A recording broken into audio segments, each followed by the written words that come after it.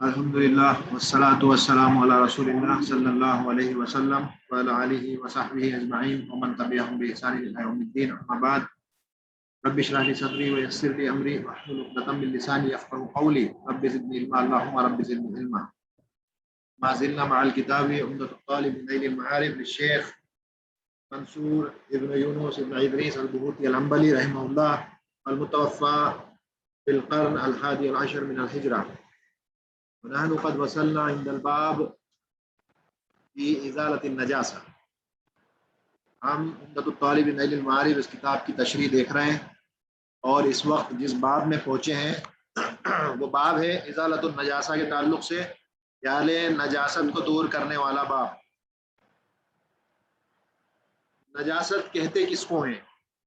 سب سے پہلی چیز آتی ہے کہ نجاست ہوتی کیا ہے۔ کہتے ہیں نجاست جو ہے کل عین حرم تناولها لا لضررها ولا استقدارها، ہر وہ چیز جس کا تناول، جس کا کھانا حرام ہے، ایسی چیز جو ہوتی ہے اس کو کہا جاتا ہے نجاست۔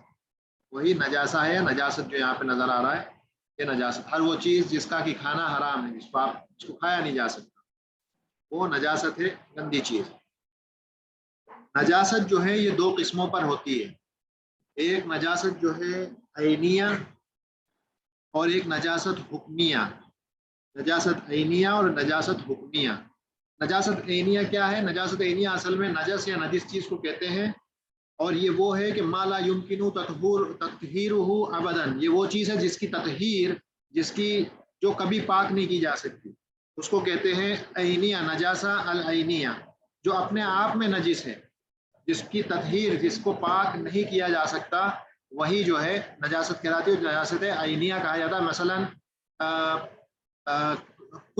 کتے کا جو لعاب ہے وہ نجس رہنے والا ہے، اس کو کوئی طریقہ نہیں ہے کہ جس کے ذریعے اس کو پاک کیا جا سکے۔ اسی طرح سے پیشاب ہے، پیخانہ ہے، یہ ساری چیزیں اپنے آپ کی عینی ہیں، اپنے آپ میں ہی نجس ہے، اس کو کوئی طریقہ نہیں ہے کہ اس کو آپ کسی بھی طریقے سے اس کو پاک اور طاہر کر سکیں، ایسا کوئی طریقہ نہیں ہے۔ تو یہ کہلاتی ہیں نجاست عینیہ، اپنے آپ میں ہی نجس ہے یہ۔ اور دوسرا ہے حکمیہ۔ حکمیہ نجاست جو ہے اس کو طاری بھی کہتے ہیں، کہ جو مثلا کوئی طاہر چیز کسی نجس چیز کے کانٹیکٹ میں آ جائے تو اب یہ جو طاہر چیز ہے یہ بھی نجس ہو جاتی ہے، اسے متنجس کہا جاتا ہے۔ تو یہ ہے نجاست حکمیہ، اس پر نجس ہونے کا حکم لگا ہے، لیکن یہ فی عینی اپنے آپ میں نجس نہیں تھی، اصل میں یہ طاہر چیز تھی، کسی نجاست کے کانٹیکٹ میں آنے کی وجہ سے اب یہ جو ہے متنجس ہو گئی، تو اسے کہا جاتا ہے نجاست حکمیہ۔ اب اس باب میں بات جو شروع کرتے ہیں وہ کہتے ہیں یجیب لکل متنجس سبع غسلات ان انقت۔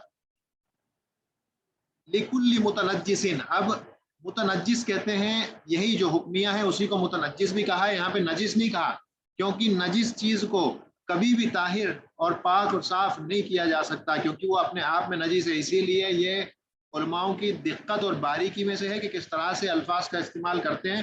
یہاں پر متنجس کہا، لکل نجس نہیں کہا۔ متنجس کسے کہتے ہیں؟ وہ چیز جو، وہ طاہر چیز جو کسی نجس چیز کے کانٹیکٹ میں آ جانے سے نجاست کو پکڑ لے، وہ متنجس ہوتی ہے۔ مثلا کپڑا ہے، کپڑا طاہر ہوتا ہے، اس پہ کوئی چیز پیشاب وغیرہ گر جائے تو اب یہ متنجس ہو گیا، یہ نجس، یہ کپڑا نجس نہیں کہلائے گا، کپڑا متنجس کہلائے گا، کیونکہ اس کو پاک کیا جا سکتا ہے اور صاف کیا جا سکتا ہے دھو کر کے، گندگی کو ہٹا کر کے۔ کہتے ہیں یجب لکل متنجس سبع غسلات ان انقت والا فحتى تنقي بماء طهور مع حت وقرص لحاجہ۔ ہر متنجس چیز اس کے لیے واجب کیا ہے کہ 7 بار اس کو دھویا جائے، سبع غسلات، 7 بار اس متنجس چیز کو، چاہے وہ کپڑا ہو، چاہے وہ برتن ہو، چاہے وہ کوئی بھی چیز ہو، جو بھی فرش ہے، کچھ بھی ہے، اس کو 7 مرتبہ دھویا جائے گا۔ ان انقت، 7 مرتبہ کب دھویا جائے گا؟ 7 میں قید لگا دی کہ اگر وہ پاک اور صاف ہو جائے، کلین ہو جائے تو 7 مرتبہ دھویا جائے گا، لیکن اگر وہ 7 مرتبہ کے بعد بھی اگر صاف نہ ہوا تو اسی کو آگے بیان کر رہے ہیں، وَإِلَّا فَحَتَّى تُنْقِي، یہاں تک کہ وہ پوری طرح سے صاف نہ ہو جائے، مطلب 7 بار سے زیادہ بھی دھویا جائے گا اگر وہ صاف نہیں ہوا، بِمَاءٍ طَهُورٍ، طہور پانی سے۔ طہور پانی کیا ہے؟ یہ ہم نے سب سے پہلے جب شروع کی تھی اس کتاب کو تو سب سے پہلے پانیوں کا بیان تھا، اور اس میں بات گزری ہے کہ پانی 3 قسموں پہ ہے، طہور، طاہر اور نجس یا نجس۔ تو صرف طہور پانی کا استعمال ہوگا، طاہر پانی کے استعمال سے بھی آپ نہیں دھوئیں گے۔ طاہر پانی کیا ہے؟ مثلا روح افزا شربت یا پھر نیمبو کا رس، یہ ساری چیزیں جو ہیں یہ طاہر ہوتی ہیں، لیکن اس کا استعمال اس برتن کو دھونے میں نہیں کیا جائے گا کیونکہ یہ طاہر ہے، طہور نہیں ہے۔ تو طہور پانی کے استعمال سے آپ کو اس برتن کو یا اس چیز کو جو متنجس ہے اس کو دھوئیں گے، مع حتن و قرصن لہٰذا۔ اب حتن کیا ہوتا ہے؟ کہتے ہیں حتن ہوتا ہے کسی چیز کو خرچنا ناخن کے استعمال سے، یا اسی طرح کی کوئی دوسری چیز کے اس گندگی کو خرچ کر کے نکال دیا جائے۔ اور حتن لفظ کا استعمال ہوتا ہے کسی سوکھی ہوئی نجاست کے لیے، کوئی نجاست ہے، گندی چیز ہے جو سوکھ گئی ہے، اس کو خرچ کر کے نکال دیں، اس کو کہتے ہیں حتن۔ اور قرصن کہتے ہیں کوئی گیلی گندگی، اگر نجاست جو گیلی ہے تو اس کے لیے قرص ہے، اور اس کو جو ہے نکالنا، رگڑ کر کے نکال دینا کسی برش وغیرہ کے ذریعے یا کسی بھی طریقے سے، تو اس کو قرص کہا جاتا ہے۔ لحاجتن یہاں پر کہا گیا ہے، یعنی کبھی کبھی یہ ہوتا ہے کہ حتن اور قرصن دونوں کی ضرورت نہیں ہوتی، اس کے بنا بھی اس کو نکالا جا سکتا ہے، اسی لیے لحاجتن ضرورت پڑنے پر حتن اور قرصن دونوں کا استعمال کیا جا سکتا ہے۔ اس کے بعد کہتے ہیں وعصرن کل مرتن خارج الماء۔ عصرن مطلب نچوڑنا، کپڑے کو نچوڑا جائے گا، ہر مرتبہ اس کو نچوڑا جائے گا، پانی میں پانی ڈالنے کے بعد اس پر پانی ڈالیں گے، اس کے بعد ہر مرتبہ اس چیز کو، اگر کپڑا ہے تو اس کو نچوڑیں گے، اور خارج الماء اس پانی سے ہٹ کر کے اس کو نچوڑیں گے۔ مثلا بالٹی ہے، بالٹی میں جو ہے آپ نے اس کو ڈبو کے نکالا یا اس پہ پانی ڈالا، لیکن اب جدھر سے پانی لے رہے ہیں اسی میں نہیں نچوڑا جائے گا، اس کے علاوہ الگ ہٹ کر کے اس کو پانی سے ہٹ کر کے نچوڑا جائے گا۔ کیوں؟ کیونکہ ابھی اس میں جو پانی جائے گا وہ پانی نجس ہو جائے گا، کیونکہ وہ پانی جو منفصل ہو گیا، چھوٹ گیا۔ اس کا بیان بھی پہلے گزرا ہے جب ہم بات کر رہے تھے آگے، کہ جو پانی منفصل ہو جائے کسی نجس چیز سے تو وہ پانی بھی جو ہے نجس کے حکم میں آ جاتا ہے، وہ پانی نے نجاست کو پکڑ لیا۔ اسی لیے اگر آپ اسی برتن میں جس میں سے اس کو دھویا جا رہا ہے اسی میں اس کو نچوڑ دیں گے تو پانی گندا ہو گیا۔ تو اس کو خارج الماء، اس پانی سے باہر اس کپڑے کو نچوڑا جائے گا۔ ہر بار جو نچوڑیں گے اس کو ایک بار مانا جائے گا، اس طرح سے 7 بار کرنا پڑے گا۔ فَإِنْ كَانَتْ مِنْ كَلْبٍ أَوْ خِنْزِيرٍ وَجَبَ تُرَابٌ طَهُورٌ أَوْ نَحْوِهِ كَأُشْنَانٍ۔ آپ کہتے ہیں کہ یہ جو چیزیں تھیں یہ تو کوئی بھی متنجس چیز ہے، چاہے کپڑا ہے یا کوئی بھی چیز ہے، لیکن اگر اس چیز کو، چاہے وہ برتن ہو یا کپڑا ہو، اس طرح کی چیز ہو، اگر کتے کی یعنی اس کی رال یا اس کا کتے نے چاٹ لیا ہو یا اس کا لعاب لگ گیا ہو کتے کا اور خنزیر کا بھی، تو پھر اس صورت میں کیا کریں گے؟ 7 بار دھونے کے ساتھ ساتھ ایک مرتبہ تراب، طہور تراب، پاک مٹی سے بھی اس کو دھونا پڑے گا۔ اور حدیث میں اس کے الفاظ آتے ہیں، ابن عمر رضی اللہ، عبداللہ ابن عمر رضی اللہ عنہ، ان سے بھی ایک حدیث ہے، حضرت ابو ہریرہ رضی اللہ عنہ، ان کا ایک فعل بھی اس میں نقل کیا جاتا ہے کہ جس میں الفاظ آئے ہیں کہ احدہن یعنی احدہن او آخرہن، یا اس طرح کے الفاظ ہے کہ پہلی مرتبہ یا آخری مرتبہ یا کسی بھی ایک مرتبہ مٹی کا استعمال کرنا پڑے گا اس برتن پہ یا اس چیز پہ جس کو کہ کتے نے چاٹ لیا ہے۔ اب کتے کے تعلق سے تو واضح طور پر دلیل حدیث میں آئی ہے کہ کتا چاٹ لے تو اس کو اس طرح سے دھو لیا جائے۔ خنزیر جو ہے قیاس کرتے ہوئے، کتے پر قیاس کرتے ہوئے، کہ جب کتے کا معاملہ ایسا ہے، یعنی کتے کا معاملہ ایسا ہے کہ اس کے تعلق سے اختلاف علماء میں کہ کیا کتا پورا کا پورا نجس ہے یا نہیں ہے۔ مالکیہ، امام مالک رحمہ اللہ، ان کے نزدیک کتا جو ہے طاہر ہے، سوائے اس کے لعاب کے کتا طاہر ہے، لیکن ان کے علاوہ جتنے علماء ہیں ان کے نزدیک کتا جو ہے وہ اس کے پورے کے پورے کو اس کو نجس مانتے ہیں، لیکن امام مالک کہتے ہیں کہ نہیں، کتا طاہر ہے، سوائے اس کے بھوک کے، اس کے لعاب کے، ان چیزوں کے علاوہ کتا طاہر ہے۔ تو کہتے ہیں کہ اگر کتا جس کے تعلق سے اختلاف علماء کے درمیان، اگر اس کے تعلق سے نص آتی ہے کہ وہ جب چاٹ لے تو 7 مرتبہ دھویا جائے گا، تو بدرجہ اولا خنزیر تو اس سے زیادہ گندا ہے، تو بے شک پھر اس لیے اس پر جو ہے کتے سے قیاس کرتے ہوئے خنزیر کے لیے بھی یہی ہے کہ اگر وہ کسی چیز کو چاٹ لے یا اس کی گندگی لگ جائے کپڑوں پہ، برتن وغیرہ پہ، تو اس کے لیے بھی یہی طریقہ اپنایا جائے گا، 7 مرتبہ برتن دھلے گا، اور اس میں پہلی مرتبہ یا آخری مرتبہ، زیادہ بہتر یہ ہے کہ پہلی مرتبہ دھویا جائے، کیونکہ آخری مرتبہ دھوئیں گے تو ایک بار اور دھونے کی ضرورت پڑ جائے گی اس مٹی کو دور کرنے کے لیے۔ پہلی مرتبہ یا درمیانی مرتبہ، جس طرح سے حدیث میں الفاظ آئے ہیں، اس کو دھویا جائے گا۔ اور یا اس کے علاوہ کہتے ہیں مٹی نہ ملے تو کہتے ہیں او نحوی ہی کا اشنان، اسی کی طرح کی دوسری چیزیں جن کے اندر صاف کرنے والی صفت ہو، جیسے کہ اشنان. اشنان ایک قسم کا پیڑ ہوا کرتا تھا جس کے پتے وغیرہ کو لے کر کے جس میں سے جھاگ نکلتے تھے، اور وہ ہاتھوں کی، کپڑوں کی اور برتنوں کی صفائی کے لیے قدیم زمانے میں استعمال کیا جاتا تھا. یہ اشنان آج کے وقت میں اس کا بدل جو ہے صابن وغیرہ یا صرف اس کو کہا جا سکتا ہے. اس کے بعد کہتے ہیں یا ام المحلہ مع الماء. اب یہ بیان کر رہے ہیں کہ جو اگر کسی کپڑے پہ یا کسی برتن وغیرہ پہ کتے کی گندگی اور اس کی نجاست لگ گئی ہے یا خنزیر کی، تو پھر پوری کی پوری جگہ کو اس اشنان سے یا تراب سے پوری کی پوری جگہ کو صاف کرنا پڑے گا. ایسا نہیں کہ بس ایک حصے پہ جہاں پہ کیا ہے وہاں پہ نہیں، پورے کے پورے برتن پہ، اس کپڑے پہ پورے کے پورے کرنا پڑے گا. ماء الماء، ساتھ پانی کے بھی ساتھ اس کو کرنا پڑے گا. الا فیما یدر، سوائے اس کے جس میں کہ کوئی نقصان ہو، مثلا کوئی بہت زیادہ مہنگا کپڑا ہے یا اس طرح کی چیز ہے، تو اس صورت میں ضروری نہیں ہے کہ پورے کپڑے کو کریں، کیونکہ اسلام جو ہے پیسے کی بربادی کے خلاف ہے. وہ یہ نہیں چاہتا ہے کہ پیسہ برباد ہو. انسان کا بہت زیادہ مہنگا کپڑا ہے، بہت زیادہ مہنگا برتن ہے کہ جس پہ بگاڑ ہو سکتا ہے، وہ خراب ہو سکتا ہے، اس پہ اسکریچ وغیرہ آ جائیں گے مٹی سے گھسنے کی وجہ سے، بہت مہنگی چیز ہے. تو اس صورت میں کیا کہا ہے فیکفی مسماہ، اس صورت میں صرف نام کے لیے آپ مٹی کا اس میں استعمال کر لیں گے یا اس طرح کی چیزوں کا صرف نام کے لیے، اور سنت کے امتساک کے لیے کہ ہم نے سنت پر عمل کیا، اس لیے آپ ایسی چیز پر مٹی کا استعمال کر لیں گے. اس کے بعد کہتے ہیں کہ وہ یکفی فی ارض تنجست بماء غسلۃ تذهب بالنجاست. ابھی تک جو ذکر گزرا ہے یہ نجاست برتن کپڑے وغیرہ کے لیے ہے.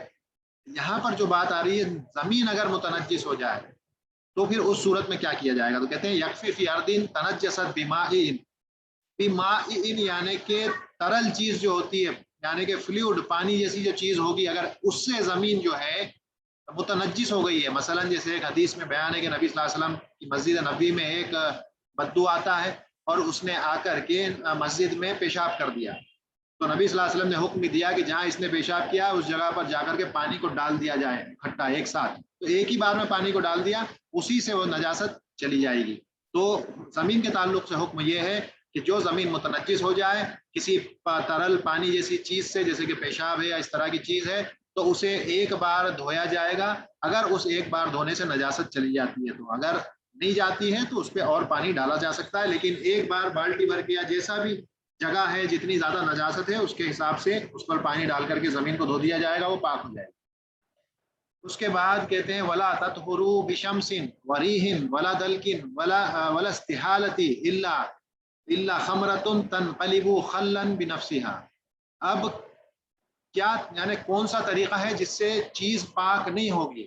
تو یہ چار چیزیں بیان کی ہیں کہ ولا تطهروا بشمس، سورج سے یعنی آدمی کسی مانے چادر وغیرہ پہ بچے نے یا بڑے آدمی نے پیشاب کر دیا، کسی نے پیشاب کر دیا، ایسا بچہ جو کھانا شروع کر دیا، اس بچے نے پیشاب کر دیا چادر پر، گدے پر. اب اس گدے کو صرف دھوپ میں لے جا کے اگر سکھا دیں گے تو اس سے اس کی جو ہے وہ جو ہے اس کی جو ہے طہارت، وہ طاہر نہیں ہوگا سورج میں سوکھنے کی وجہ سے، کیونکہ صرف پانی اڑا ہے، وہ نجاست کے حصے کچھ باقی اجزاء جو ہے وہ ابھی بھی اس میں باقی ہیں. تو سورج میں سوکھنے سے کوئی چیز طاہر اور پاک نہیں ہوتی ہے. اسی طرح سے ہوا میں سکھا دیا کسی چیز کو، ایسا ہی گدا وغیرہ ہے، چادر ہے، بچے نے پیشاب کر دیا، لے جا کر صرف دھوپ میں سکھا دیا، ہوا میں سکھا دیا، اس سے وہ چیز پاک نہیں ہوتی ہے. کیوں؟ کیونکہ اس کے باقی کے جو تھوڑی سی بھی گندگی ہوتی ہے اس میں باقی رہ جاتی ہے، پوری کی پوری وہ کبھی بھی نہیں نکلتی ہے. اس لیے پانی کا استعمال کرنا ضروری ہے. ولا دلکن، دلک کہتے ہیں رگڑنے کو، گھسنے کو. صرف رگڑنے گھسنے سے یا مثلا چادر میں پیشاب کر دیا بچے نے، صرف نچوڑ کے چھوڑ دیا، کام نہیں چلے گا، دھونا پڑے گا. ولا استحالۃ الا خمرۃ تنقلب خلا بنفسها. استحالہ کہتے ہیں کسی چیز کی شکل بدل جانا، ایک شکل سے کسی دوسری شکل میں وہ تبدیل ہو جائے وہ چیز. اس کا مثال یہاں پہ دے رہے ہیں کہ جیسے شراب ہے، خمرہ، یہ خل ونیگر جو آتا ہے اس میں اپنے آپ، جیسے سرکہ کہا جاتا ہے، اپنے آپ یہ تبدیل ہو جاتا ہے. اگر اس کو ایک لمبے وقت تک رکھا جائے تو جو شراب ہے وہ اپنے آپ خل میں، ونیگر میں تبدیل ہو جاتی ہے. تو یہ جو ہے یہ جب اس طرح سے ہوگا تو یہ اب جو ہے طاہر ہے. یہ شراب جو اپنے آپ شراب سے ونیگر میں تبدیل ہو گئی اپنے آپ بغیر کسی کے کچھ کیے, کسی آدمی کے فیل کے بنا, یعنی فیکٹری وغیرہ میں خاص طور سے جو خمر کو ونیگر میں تبدیل کیا جاتا ہے اس کی بات نہیں ہو رہی, بس اپنے آپ رکھے رکھے یہ چیز تبدیل ہو کے خل میں ونیگر میں بدل جائے, تو پھر ویسا استحالہ, ویسا اس کی شکل کا تبدیل ہونا یہ جو ہے چیز کو طاہر کر دے گا, شراب کو اس صورت میں طاہر کر دے گا. استحالہ کی اور ایک شکل بھی موجود ہے, دو شکلیں ہوتی ہیں استحالہ کی. مثلا ایک استحالہ یہ بھی ہے کہ کتا کسی ایسی جگہ مر جائے کہ جہاں نمک وغیرہ کا کافی ڈھیر تھا. اب اس جگہ کتے کے مرنے کے بعد کیا ہوگا, تھوڑے وقت میں اس پہ نمک چڑھنا شروع ہو جائے گا, اور کتا تھوڑے وقت کے بعد یہ بھی نمک میں تبدیل ہو جائے گا. اس استحالہ کی وجہ سے, اس کے شکل کے تبدیل ہونے کی وجہ سے یہ کتا طاہر نہیں ہوگا. کیوں؟ کیونکہ یہ وہ دو مستثنا میں سے نہیں ہے جس کا ذکر یہاں ہے. دو ہی چیزیں ہیں جس میں استحالہ کے ذریعے کوئی چیز طاہر ہوتی ہے. ایک تو یہ شراب جو کہ خل میں تبدیل ہوتی ہے بنفسی, خود اپنے آپ بغیر کسی مشینری وغیرہ کے استعمال کیے. دوسرا جو علقہ ہے, علقہ وہ مدغہ میں جب تبدیل ہوتا ہے, مثلا ماں کے پیٹ میں جب سب سے پہلے بچہ بنتا ہے تو علقہ ایک خون کا لوتڑا ہوتا ہے. یہ خون کا لوتڑا تھوڑے دنوں بعد میں گوشت میں تبدیل ہوتا ہے. تو یہ تبدیل ہونا, یہ جو خون ہے یہ خون نجس ہے, لیکن یہ گوشت جو ہے جو اب اس نے ایک انسانی شکل لے لی, اب یہ طاہر ہو گیا. کیوں؟ کیونکہ انسان آدمی ہمیشہ طاہر ہوتا ہے. نبی صلی اللہ علیہ وسلم کی حدیث, لا ینجس المومن, مومن کبھی بھی نجس نہیں ہوتا ہے, یا مومن سے مراد انسان کبھی بھی نجس نہیں ہوتا ہے. تو اسی لیے استحالہ جو ہے یہ صرف خمر کا تبدیل ہونا خل میں ونیگر میں, اور وہ بھی اپنے آپ, اگر کوئی مشینری وغیرہ کیا ہو تو پھر وہ طاہر, شراب ویسی طرح طاہر نہیں ہوگی. اس کے بعد کہتے ہیں ولا یطہر دہن بغسل, کہتے ہیں کہ جو دہن ہے تیل یا اس طرح کی جو پتلی چیزیں ہوتی ہیں, تیل ہے یا اسی کے جو مثل چیزیں ہوتی ہیں, وہ دھونے سے جو ہے وہ طاہر نہیں ہوگی. کیوں؟ کیونکہ یہ پانی میں مکسی نہیں ہوتے, ان کی ایک الگ لیئر بن جاتی ہے. تو یہ جب مکسی نہیں ہوں گے تو اس بات کی کیا گارنٹی کہ نجاست دہن میں, تیل وغیرہ میں, پتلے گھی میں اس میں مل گئی ہے تو کیسے دور ہوگی, اس کی کوئی گارنٹی نہیں ہے. اسی لیے تیل وغیرہ میں گندگی کی نجاست گرنے سے, وہ پانی کے دھونے سے وہ کبھی بھی طاہر نہیں ہوگا. ولا حبن, حبن کہتے ہیں اگر آج کے وقت میں دیکھا جائے تو وہ جو رنجن پانی کی ہوا کرتی ہے ہمارے وقت میں, کالے کلر کی جس میں پانی کو رکھا جاتا ہے, اس سے جو ہے یہ تقریباً اس کے برابر ہے. پرانے وقت میں ہوا کرتی تھی, پانی کو ٹھنڈا کرنے کے لیے استعمال ہوتا تھا, پانی اس میں بھرا جاتا تھا, اور وہ اس میں چھوٹے چھوٹے سے چھید ہوتے ہیں, یہ مٹی کا بنا ہوتا ہے, بالکل چھوٹے چھوٹے سے چھید ہوتے ہیں جس میں سے ہوا کے آنے جانے کی وجہ سے یہ جو پانی ہے ٹھنڈا ہوتا ہے. اب یہ جو چھوٹے چھوٹے سے پورس اور جو ہول تھے جو اس رنجن پہ ہوتے ہیں, یہ کیا ہے, پانی کو کھینچتے ہیں اپنے اندر, اور ہوا جب اوپر سے بہتی ہے تو اندر کا پانی ٹھنڈا ہو جاتا ہے. تو یہ جو حبن ہے یا ہبن ہے, یہ اس میں اگر نجاست گر جائے تو کیا ہوگا, یہ جو اس کے پورس ہیں, اس کے جو چھید ہیں چھوٹے چھوٹے, ان میں نجاست بیٹھ جائے گی. تو یہ بھی اب اس کی بھی تطہیر ممکن نہیں ہے, یہ بھی پاک نہیں ہو سکتا. کیوں؟ کیونکہ اب تو اس میں جو اصل تھا اسی میں جا کر کے نجاست بیٹھ گئی, اب اس کو دور کرنا ممکن نہیں ہے, اب اس کو پھینک دینا پڑے گا. او سکین سقیت, سکین, چاقو اور تلواریں پرانے وقت میں کیا کرتے تھے کہ ان میں باریک باریک جو بنائے جاتے تھے, ان میں بھی باریک باریک چھید ہوا کرتے تھے, اور ان چاقوؤں کو زہر وغیرہ لگا دیا کرتے تھے تاکہ جب حملہ کیا جائے دشمنوں پر تو اس کی موت پکی ہو. اس طرح کے جو سکین اور چاقو ہوتے جس میں باریک باریک چھید ہوا کرتے تھے, اگر یہ بھی نجاست اس کو لگ جائے تو یہ اپنے اندر نجاست کو کھینچ لیں گے, اس کے بعد ان کو بھی جو ہے طاہر کرنا, پاک کرنا ممکن نہیں ہوگا. اس کے بعد کہتے ہیں وَيُجْزِئُ فِي بَوْلِ غُلَامٍ لَمْ يَأْكُلْ طَعَامًا لِشَهْوَةٍ غَمْرُهُ بِالْمَاءِ. یہاں بات ہو رہی ہے چھوٹے بچے کا پیشاب, لڑکے کا, فی بول غلام, چھوٹا بچہ ہے, اس کے پیشاب کی بات ہو رہی ہے. ایسا بچہ جس نے ابھی کھانا کھانا شروع نہیں کیا ہے, وہ ابھی بھی دودھ پر ہی اس کا گزارا ہوتا ہے, ایسے بچے کے پیشاب کے تعلق سے کیا معاملہ ہے, تو اس کو بیان کیا جا رہا ہے کہ ایسا بچہ جس نے ابھی کھانا کھانا شروع نہیں کیا ہے پوری طرح سے, یعنی 90% ابھی یہ دودھ پر ہے, تھوڑا بہت کھانے سے مراد نہیں ہے یہاں پہ, ہاں لی شہوتین سے مراد یہ ہے کہ وہ بچہ اب اس کو خود کو چاہت ہو کہ وہ کھانا کھائے, اور اب دودھ سے اس کا پیٹ نہ بھرتا اور اس کی خود کی چاہت ہو کہ اسے کھانا چاہیے, تو ایسا بچہ نہ ہو وہ. تو اگر ایسا بچہ نہیں ہے, صرف دودھ پر ہے, تھوڑا بہت اگر کھاتا ہے, تو ایسے بچے کا پیشاب اگر کپڑے وغیرہ پہ گر جائے تو صرف پانی کو چھڑک لینے سے جو ہے اس کپڑے کی اور اس جگہ کی تطہیر، اور وہ جگہ پاک اور صاف ہو جائے گی۔ اس تعلق سے نبی صلی اللہ علیہ وسلم کی حدیث بھی ہے کہ ایک صحابیہ تھیں، اپنے بچے کو لے کے آتی ہیں، آپ صلی اللہ علیہ وسلم کی گود میں دیا، گود میں دیتے ہی اس نے پیشاب کر دیا، تو آپ نے تھوڑا سا پانی منگوایا اور جگہ پر بس چھڑک لیا، اور یہ چیز جو ہے پاک، کپڑا جو ہے صاف اور پاک ہو گیا۔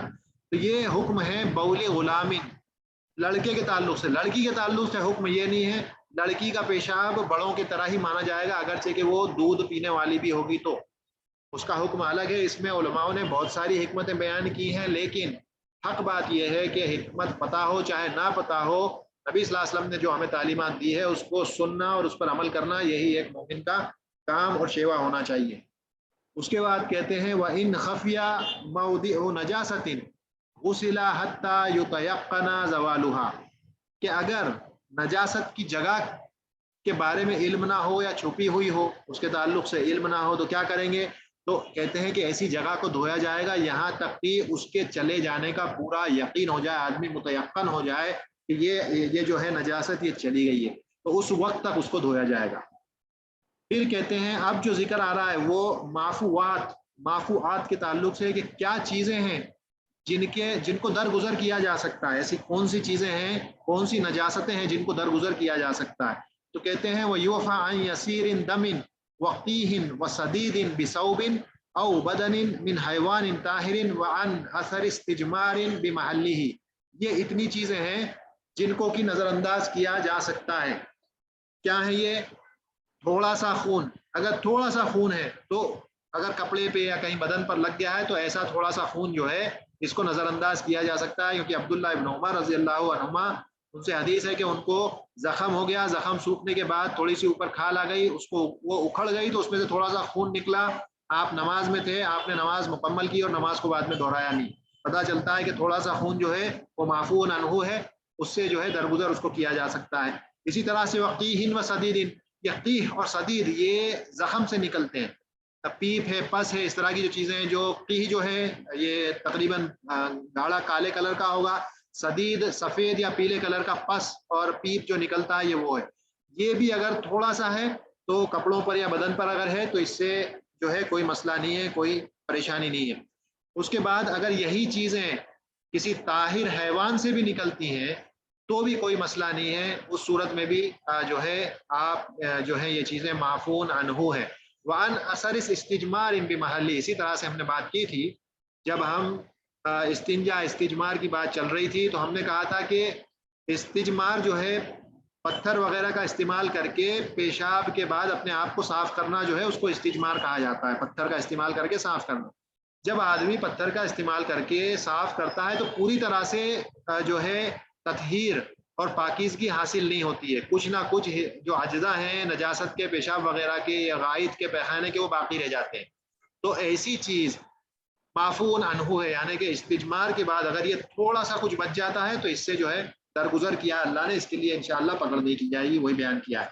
اس کے بعد کہتے ہیں ولا ينجس آدمی ولا مال نفس له سائلۃ بموت، کہتے ہیں کہ آدمی وہ نجس نہیں ہوتا، انسان موت کے بعد بھی نجس نہیں ہوگا، حیاتی میں بھی نہیں ہوگا، اور موت مر جانے کے بعد بھی آدمی انسان جو ہے وہ نجس نہیں ہوتا ہے، وہ طاہر ہی رہتا ہے۔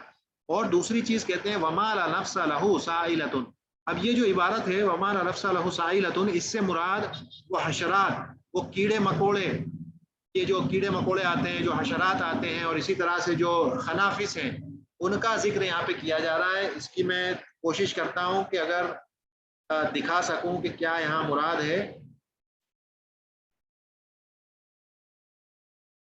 یہ جو یہاں پہ رائٹ ہینڈ پہ دکھ رہا ہے یہ جو ہے حشرات ہیں، انسیکٹس ہیں، بیٹلز ہیں اور اس طرح کی چیزیں ہیں، مکھی ہے، اور یہ اس طرح کے جو کیڑے آتے ہیں، یہ کیڑے جو ہوتے ہیں انہیں کہا جاتا ہے ما لا نفس له سائلہ، یعنی ان کا جو خون ہے جامد رہتا ہے، بہتا ہوا خون نہیں، ان کو مارو گے تو گاڑھا گاڑھا سا خون کچھ نکل کے آتا ہے جو کہ بہتا ہوا نہیں ہے۔ تو یہ مراد ہے کہ یہ جو کیڑے ہیں یہ مرنے کے بعد بھی نجس نہیں ہوتے ہیں، کیوں؟ کیونکہ ان کا جو خون ہے ما لا نفس له سائلہ، بہتا خون نہیں، جامد خون ہے، تو مرنے کے بعد بھی یہ طاہر ہی رہیں گے۔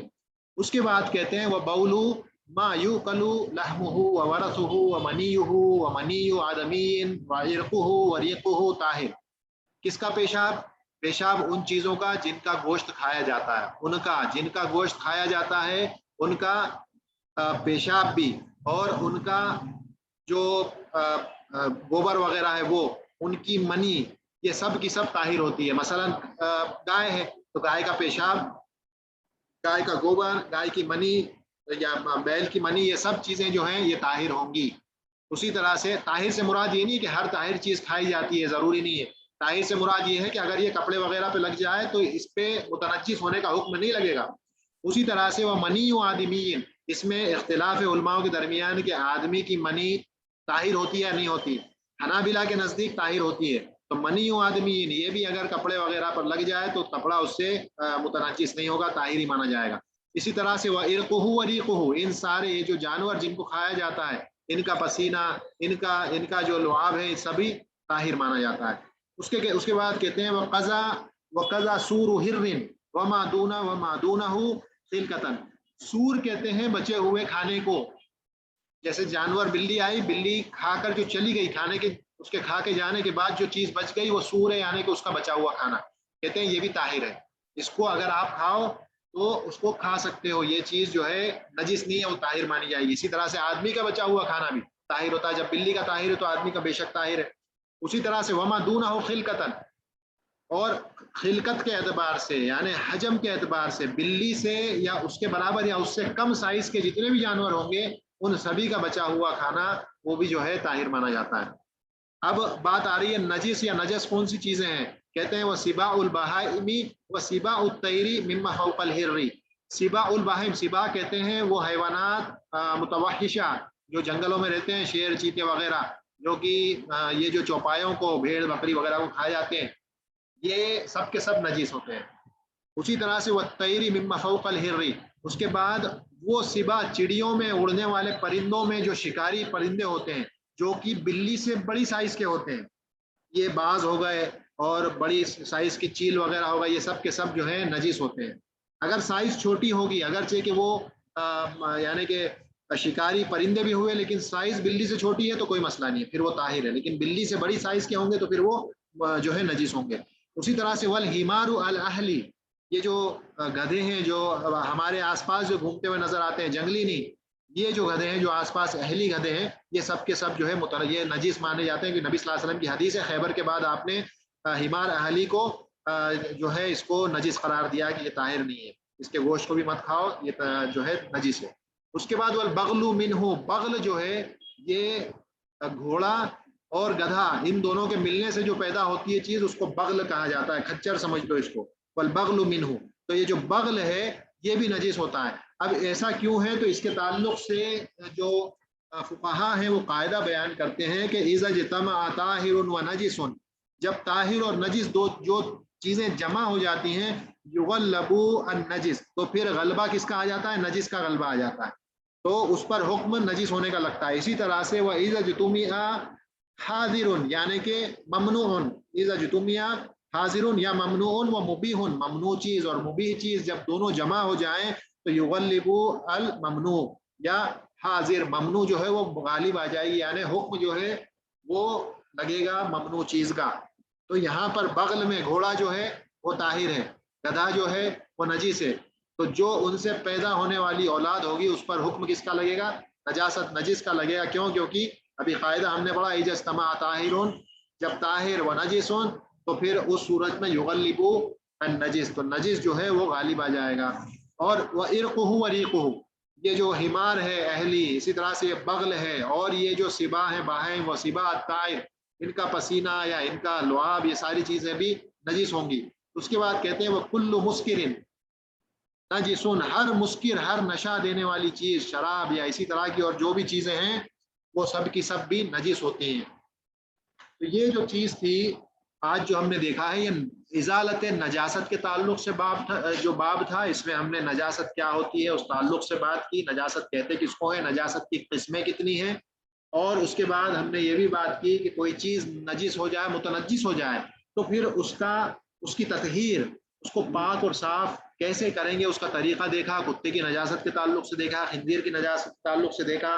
اس کے علاوہ ہم نے جو ہے یہ بھی بات کی کہ کون سی چیز کس وجہ سے طاہر نہیں ہوتی ہے، وہ بھی ہم نے دیکھا. اس کے بعد ہم نے یہ دیکھا کہ بچے کے پیشاب کے تعلق سے کیا حکم ہے. پھر ہم نے یہ بھی دیکھا کہ کون سی چیزیں جو ہیں معفو عنہ ہیں، جن کو کی جو ہے شریعت نے نظر انداز کیا ہے کہ ان چیزوں میں آپ کو آپ کی پکڑ نہیں کی جائے گی.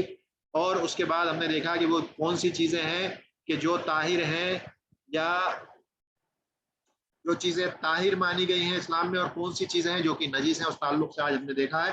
اب کل جو ہے انشاءاللہ اس جو کتاب طہارت ہے اس میں آخر باب جو کل آئے گا وہ حیض، نفاس اور استحاضہ کا آنے والا، یا آخری باب آئے گا. اس کے بعد انشاءاللہ کتاب صلاۃ شروع ہوگی باذن اللہ. تو آج اس درس کو یہیں روکتے ہیں. سبحانک اللہم و بحمدک، اشہد ان لا الہ الا انت، استغفرک و اتوب الیک. السلام علیکم.